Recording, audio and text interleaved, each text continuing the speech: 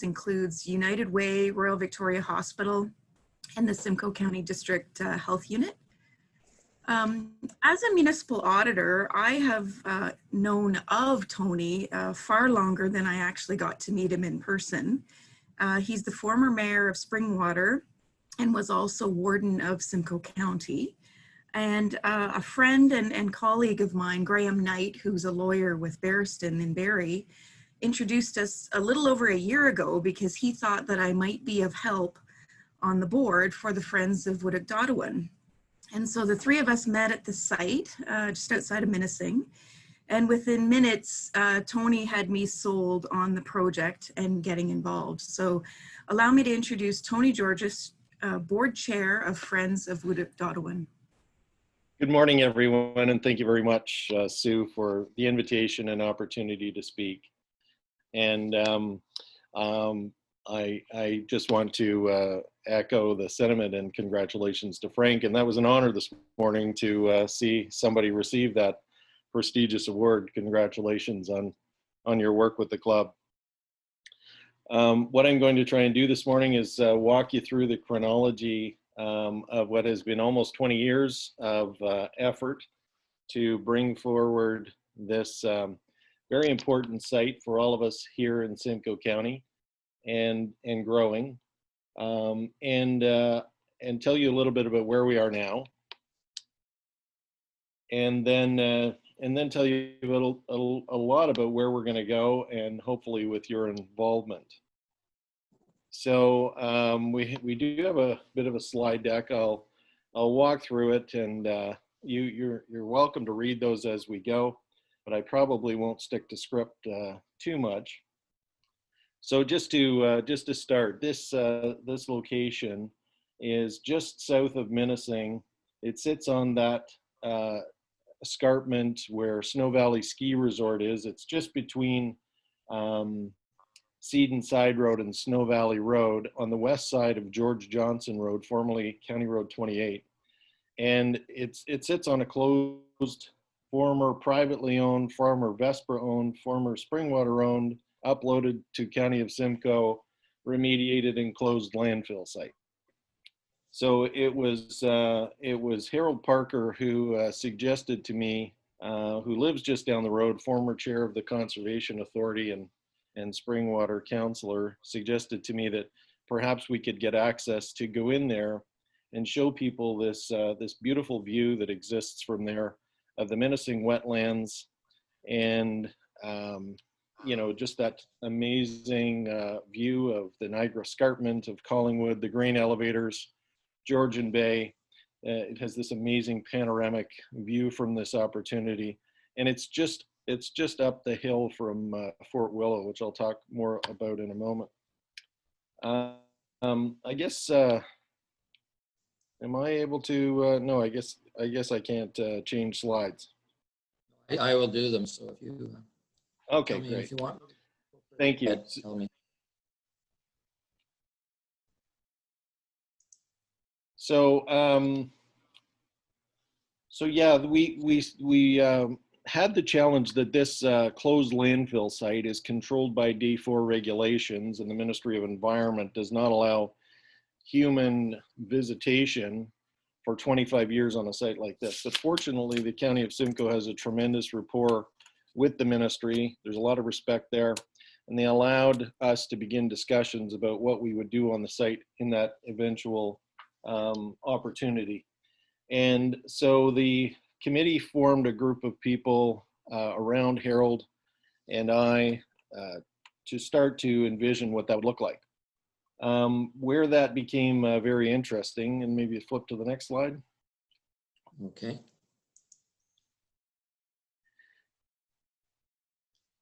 Further on. Okay.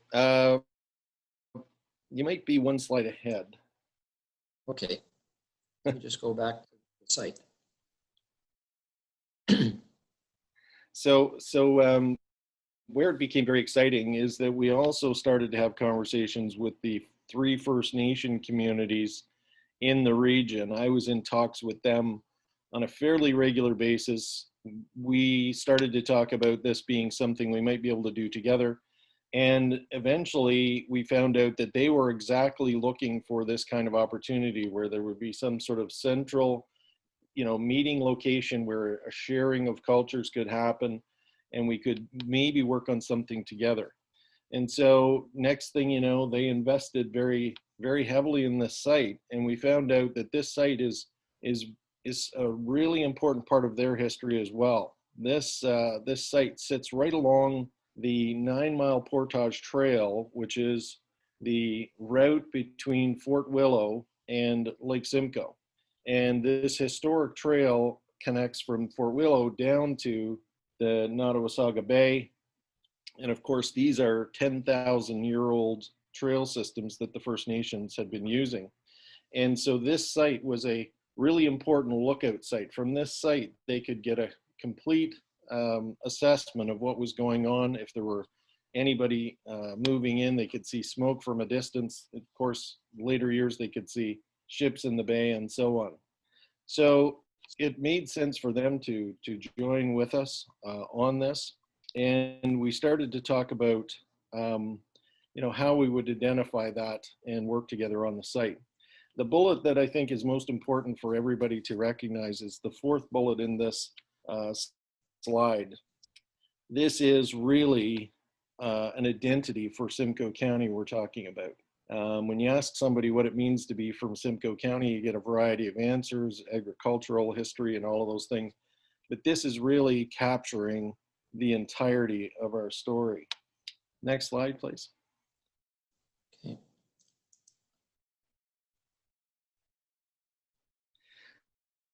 So Next one. we have, sorry, Mike? This is the one you want? Yeah, that's perfect. Thank you.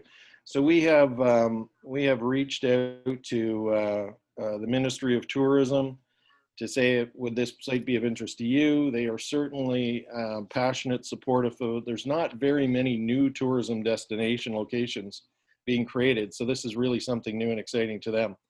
For the Conservation Authority, it's this opportunity to bring people in a non-invasive way and show them the entirety of the Minisink wetlands, where they can see Carolinian and boreal forests in one location, this world-class Ramsar recognized biosphere, and provide education as well.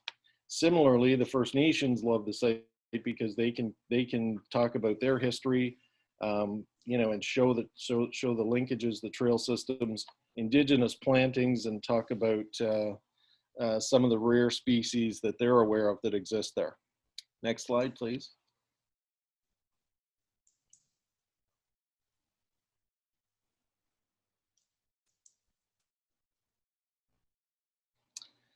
So just to talk for a minute about who's involved, we've had, the next slide, please.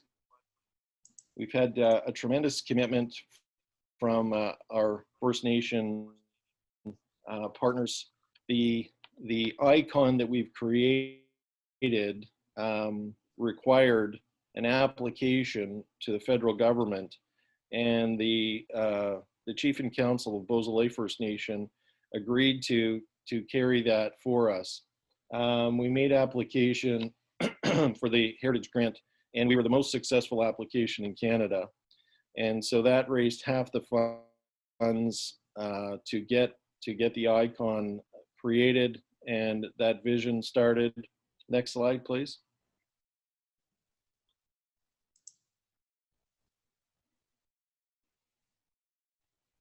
And so these partners came on board with the First Nation, or were on board, and so we had that commitment. Next slide, please.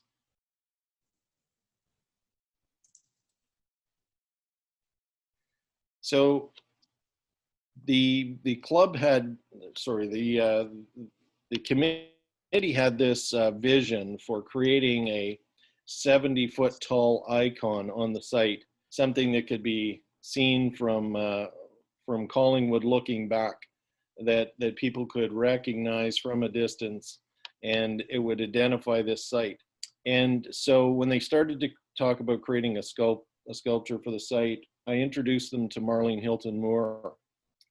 For those of you that don't know Marlene, she's a local artist and probably Canada's most important sculptor at this time. She was selected to create the Valiance display, which sits on the nation's capital around the War Monument. She was the only artist ever in history to be granted that approval. So if you're ever there and you take a walk outside Parliament, there's 14 figures there. General Brant, Curry, Laura Secourt, life-size bronze statues. Those were all created right here in Simcoe County by Marlene Hilton Moore. So when Marlene went to speak to the First Nations and the committee about this sculpture they wanted to create, and she listened to the committee talk to each other, she said, this is really much more of an intimate relationship between the two cultures. And, you know, her vision was completely different, but something so exciting. So we'll get to see that in a minute. Next slide, please.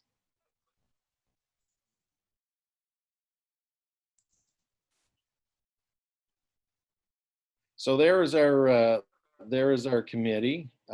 We are now an incorporated board, and we were very excited. We had created a board with 10 of us with 11 spots, and we really wanted to find an energetic, interested accountant. And so lucky for us, Graham Knight said, I think I know just the person, and introduced us to Sue Bragg. And so we're so excited to have her. She was unanimously voted onto the board and the position of treasurer. So thank you, Sue, for your commitment to the project. Next slide, please.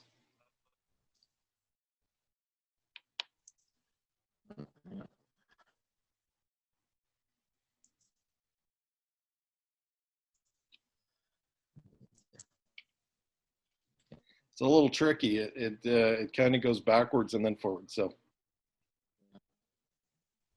Trying to get there. take your time. There we are. So what's next? Our name? Our name.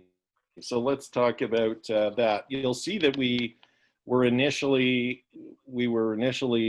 called the Huronia Lookout Committee.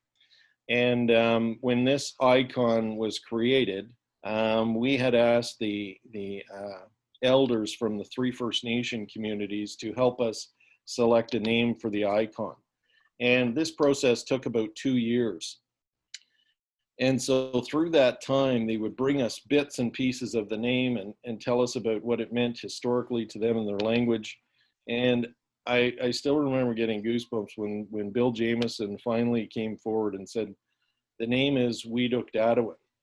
And he explained, you know, in Ojibwe what that means. And I just couldn't believe what a tremendous fit that was for us as a committee, for us as a county and as a region.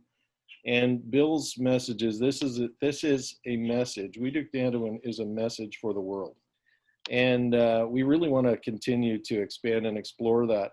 But, you know, it comes with responsibility. So we're making ourselves more aware of the 94 calls to action through the Truth and Reconciliation.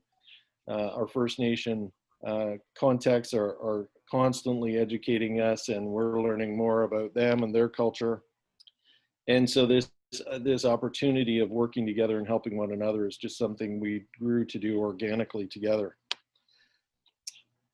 One of the other things that we found out about our name, and this is just an interesting thing, I think, for all of us here in the region, is that as the former Huronia Lookout Committee, we did some research into the Huronia part itself. So as it turns out, the history of that is that when the French made their way to what was around the Quebec area several hundred years ago, they came across the Iroquois there, and because of their haircut and because of course, the language barrier, they decided to name them themselves, just visually looking at them and that haircut they had. and called them Huron. And the French definition of that is the hair on the back of a pig. And so that language continued. It became quite a problem and more cynical because they traveled then into Georgian Bay, and here they met the Wendat, and the Wendat similar hair. And so when they went back from here to Quebec, they told them that there are people, you know, over here that look just like them, and they're also Huron. And so that created an actual conflict. And for a long time, the Wendat were driven out of this area, and hundreds of years later, the Ojibwe came here. So there's a lot of history, obviously, behind that. So this name created some stress for us with our Indigenous partners. In fact, we had one event where a lot of Indigenous contacts didn't attend because of the name. So we've decided to drop that name entirely. We adopted the name Whedok-Dadewin, not just for the icon, but for the committee. So we are the Friends of Whedok-Dadewin. And we've asked the County of Simcoe to rename the entire site Whedok-Dadewin, and that was unanimously supported by the 32 members of County Council. Next slide, please.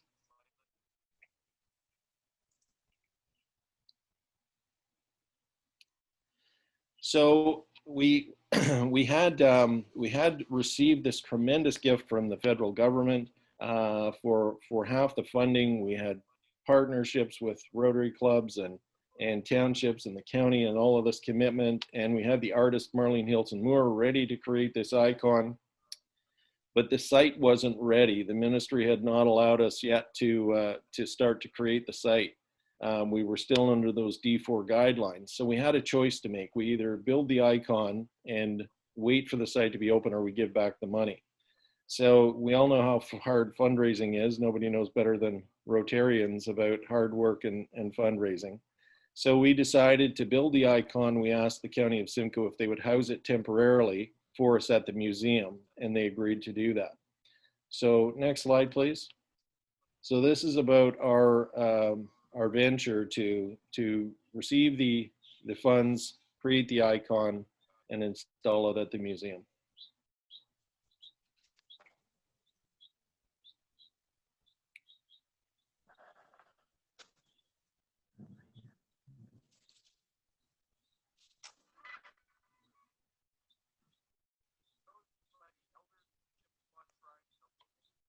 Hopefully our video will play.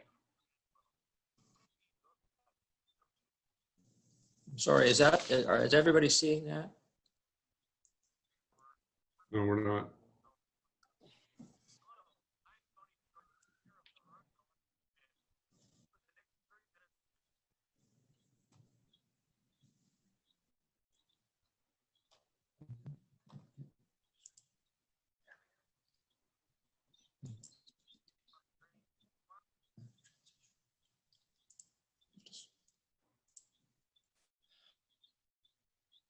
Just gotta get to OBS.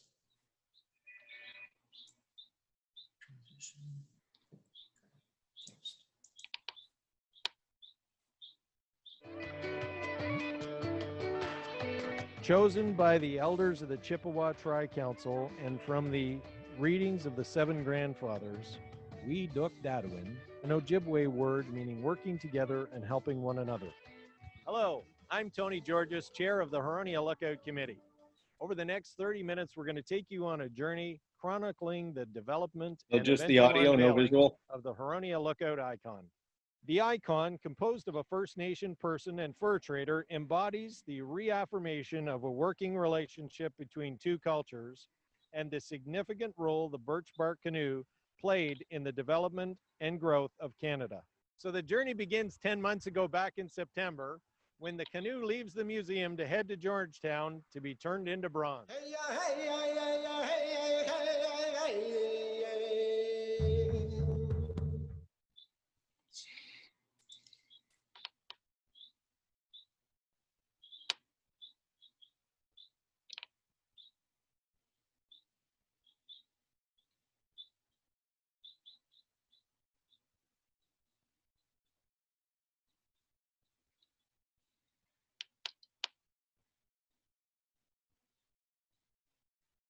So Mike, that doesn't look like it's gonna work.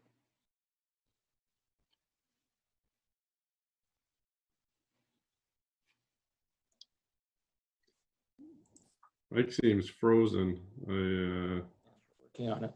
Just give us a sec. Yeah, your video's frozen. Are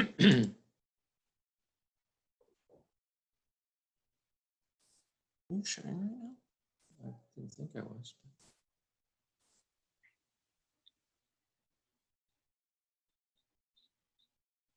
Starting it. That's better. Okay. Transition. Nice.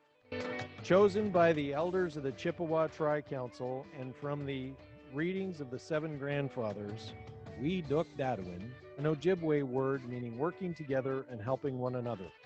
Hello, I'm Tony Georges, chair of the Huronia Lookout Committee. Over the next 30 minutes, we're going to take you on a journey chronicling the development and eventual unveiling of the Huronia Lookout icon. The icon, composed of a First Nation person and fur trader, embodies the reaffirmation of a working relationship between two cultures and the significant role the birch bark canoe played in the development and growth of Canada. So the journey begins 10 months ago back in September, when the canoe leaves the museum to head to Georgetown to be turned into bronze.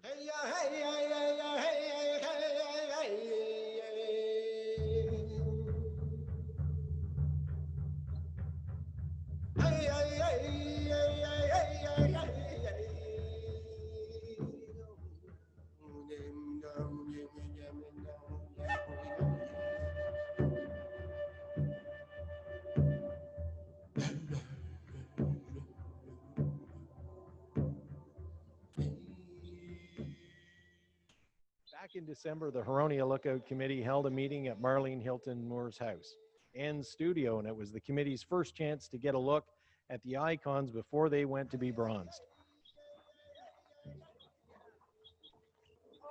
I had thought that it would be very important to send the final figure, the final element of the icon off to the foundry with a ceremony. This whole icon is about the working together, growing together of the European settlers and the First Nations people. And so once these sculptures that I make go to the foundry, then they are turned to bronze, but they're chopped into pieces before they're turned to bronze. And so it's like, you can't get them back. I was really surprised at that, how lifelike the sculpture is. And it kind of set me back a little bit. It's real, it's so real. You almost wanted to say hello, and yeah, it is, it's going to be a fantastic piece of work. Today is quite important because, or special, important and special because we're bringing together the fact of two cultures who are coming together, and we're going to be represented as we arrived in this country as a European to meet with the First Nations. And if it hadn't been for them and them showing us where to go and how to go, and the fact that we are going to go much better together. And I think this is represented in our icon.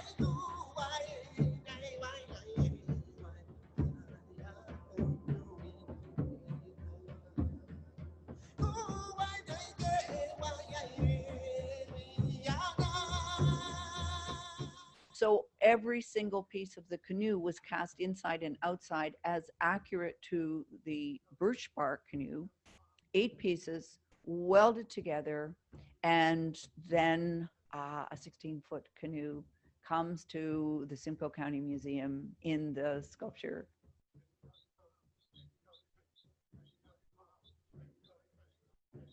when the blankets came off and I turned around and I looked at it, I almost had tears, I have to tell you. Good morning, everyone. Distinguished guests, ladies and gentlemen, welcome to the unveiling ceremony for the Huronia Lookout icon.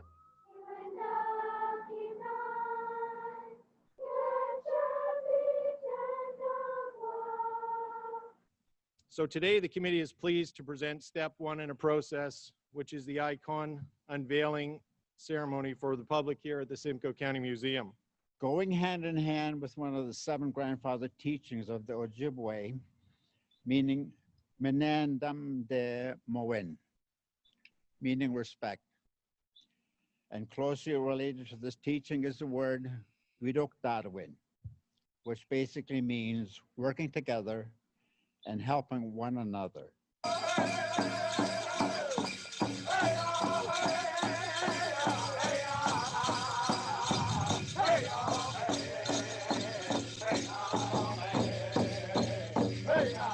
Here it is.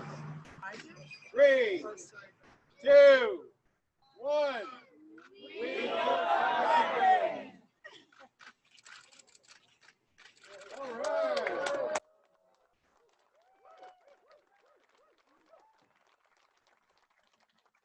The workmanship is just amazing.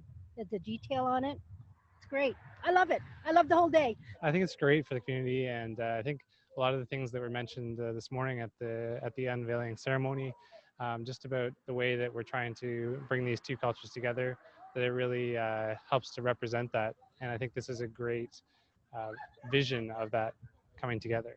It's been, I mean, years of planning and work for all the volunteers and all the people involved, and it's a very special honor to be a part of that ceremony today, and understanding that, you know, I mean, we as First Nations people and the rest of the Canadian public are together in cooperation in terms of our history and the lessons that we should learn from our history and how it's impacted every Canadian. I think it looks fantastic. I think it looks realistic. I think it's going to look astounding once it's on the site, and as somebody mentioned before, you'll be able to see it silhouetted against the sky. I'm very glad I came. I think Marlene Hilton Moore, we must be very proud of her as a Canadian and what she's done for Simcoe County. I hope that everyone gets the opportunity to come out and see it, and not just see it, but to understand what it represents, which is working together, the theme and storyline of working together with the Aboriginal peoples and in the past and in the present and going forward. Quite an incredible day. All the planning that took place rather quickly, and everything just fell into place great. The museum's been great, museum staff, all of our partners, and the weather. Just a beautiful day. Great, wonderful day. First time seeing the icon, and it really accurately depicts the partnerships involved throughout our history, from the War of 1812 throughout to current times, where First Nations people and non-First Nations people have fought together for the good of Canada. I feel amazing. I feel totally amazing because it isn't just me and my sculpture. It was my sculpture, you know, but now it's everyone's sculpture. And just like that thunderstorm this morning and the crazy rain and the worry and then the sun just came out just as we were starting. So I couldn't be more ecstatic. Okay, terrific.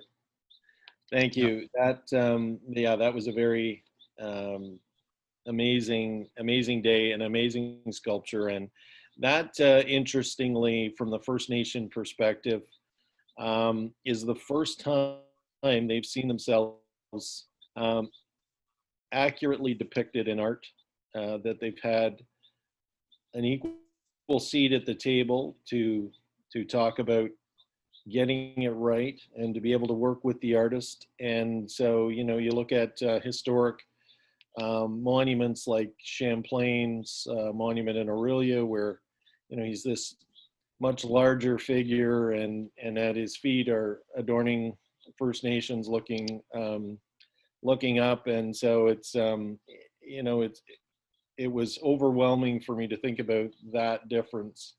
And one of the interesting things, Ron Douglas, a member of Rama Council, talks about this this site and this project and what it means to him, and he really feels that this site will address racism, and it's a very powerful message. And we start off talking about a beautiful view, and then find out what this really means to different cultures. So really excited about it, obviously. But this this next slide, we're just going to talk about what we plan to do. We call it phase 1, but really step 2 in the process is moving the icon. Now that we've got full MOE approval to open the site, we are working on a plan to move the icon to the site and get it open. We have the structure in place. We have a parking lot arranged. And one of the things that I didn't tell you about that is really interesting is back when I was warden of the county, we had reconstructed George Johnson Road, and we were cutting that hill. It was such a difficult steep slope for trucks and vehicular traffic, and dangerous going the other way in the winter. So we decided to cut that hill. And just about that time, the Weeduch-Dadwin project was underway. And because we were able to transfer the fill from the road onto the landfill, we saved over $1 million in trucking fees and created this 25-foot cap on top of the site, which gives us better views, better elevation, and a more secure and safe location to build on. So we've got a parking lot now. We've designed it so that large tours and buses can pull in and pull out. And we want to make the site safe, secure. The signage is going to be in 3 languages, French, English, and Ojibwe. And so, yeah, this is our website. I'd encourage everybody to go and take a look at it. It's a little bit dated. With COVID-19, we haven't been able to get as much done as we would have liked to as a committee, but it will be continually updated.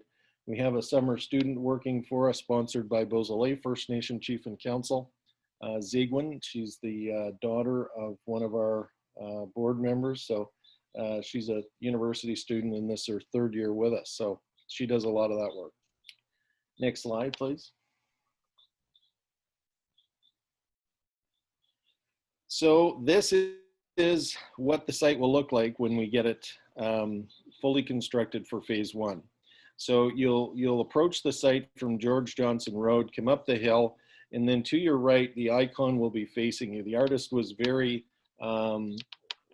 committed to this story that these individuals would be making their way from Georgian Bay, coming through the Minising wetlands. There's still a corduroy road down in there that indicates where they would have connected from the wet parts of the Willow, and then built themselves a road to the fort. And so this is what you'll see when you come up to the site. You'll see the 2 individuals looking at you, making their way further into the inlands and to Lake Simcoe. And then these resting areas along the site throughout the middle will be educational opportunities. There will be Indigenous plantings there. We have a complete committee working on the Indigenous planting side, chaired by Bill Jameson. We have a sign committee that's looking at making sure we get the proper fit and proper wording. And of course, the construction committee to make sure that everything goes smoothly. So further down the site, you'll see that small beige area. That's actually a large cantilevered viewing platform. Has amazing views of Georgian Bay, and obviously Collingwood. We can keep our eye on you from there and see what you're up to in Collingwood. And then this gathering area where teachers will be able to bring classes and talk to them with this beautiful vista behind them, and talk about the boreal and Carolinian forests and watercourses and what this Minising wetland means to the whole region. Next slide, please.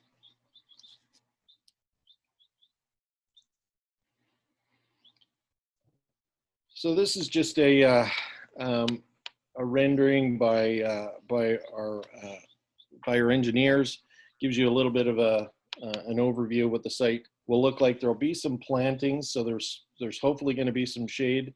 we had to be very careful. Every plant that goes on the site has to be engineered, believe it or not, but it's a closed landfill, so they don't want anything that's going to penetrate that cap. The root ball and historic data has been collected on everything that will be planted there to make sure that it's appropriate for the site. It's obviously very open and visible, lots of wind, lots of sun up on top of there.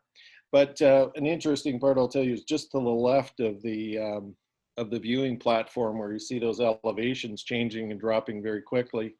There's a plan for an amphitheater to go there, and the Rotary Clubs of Barrie have taken a tremendous interest in this and started to fund for that. They'd like that to be the Rotary Amphitheater, and that was one of the things they started to talk about the site, to do a regional Rotary program at some point. But again, that's not in this MOE approval. It's a future application, but we did just sort of put notes about it and an outline for it in our MOE application to let them know that we'd be coming forward with that. The opportunity there exists for music and all kinds of things to happen, speakers and people to gather, and then again, that beautiful vista behind them to be able to talk about anything that's of importance, First Nation gatherings, that kind of thing.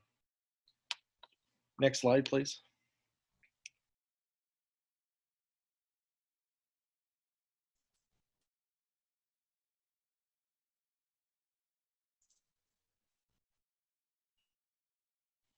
So just to talk a little bit about the partners again,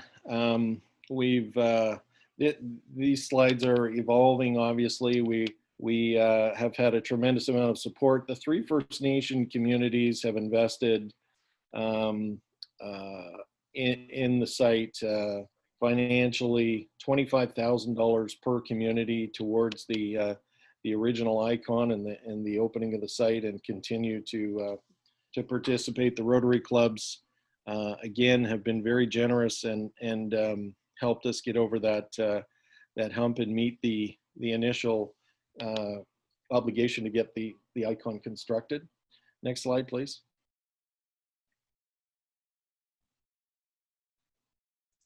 So I think there was one more slide in there that just talked a little bit about further funding and what we plan to do. Yeah, this side. So just we have AECOM as our professional engineers, Bertram Construction. We are currently in discussions with Bertram. They were prepared. The site was actually anticipated to be probably open by now, and they were just about to start construction when COVID-19 arrived. So we are working with them to see what their schedule is. They're obviously going through the ebb and flow of projects starting and stopping. And so, you know, it sounds like they're getting very busy, which is great news for them and their employees and our economy to see that they're very busy. So we needed $500,000 to open the site. We had a tremendous amount of in-kind donations immediately. We went out and started raising funds.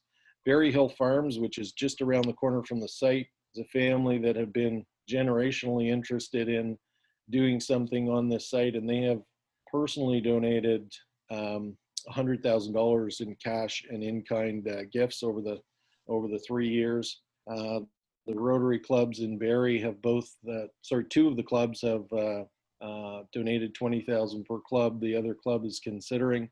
The First Nation communities, $20,000 per community, with one more considering. And so we've been very blessed with contributions and interest in the site, and we continue to fundraise. We were about 150,000 short of our goal for construction, and we had an anonymous philanthropic donor step up and loan us the $150,000 to get the construction done. And since then, we've fundraised and may not need that is either necessary for completion of the site either. So yeah, we continue on, and hopefully we're going to see the site open this fall, and if not, next spring. So I think that's most of my presentation, and so I look forward to any questions if you have any. Thank you, Miigwech. Go and do this, Joe, so we can see if everybody's got hands up. Sorry, I've got my technical person helping me now. There we go.